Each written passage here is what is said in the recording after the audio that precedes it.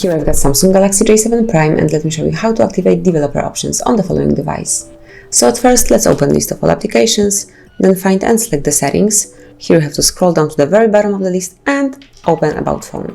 Then just go down a bit and open Software Information, where you will notice Build Number. So just keep tapping on this icon until you see the information that you are a developer. Once you are, just go back one more time, and here you will notice developer options. You can open them, and now you have access to such advanced options like Stay Awake, Bluetooth, running services, picture color mode, and all the others. So you can be a developer now, and you can use all those super functions. If you would like to switch off developer options, you just have to tap on this icon. As you can see, from now on they are not active, and if you will go back, they disappeared. So that's basically all. This is how you can activate, use, and switch off developer options in your Galaxy. Thank you for watching. Please subscribe our channel and leave the thumbs up.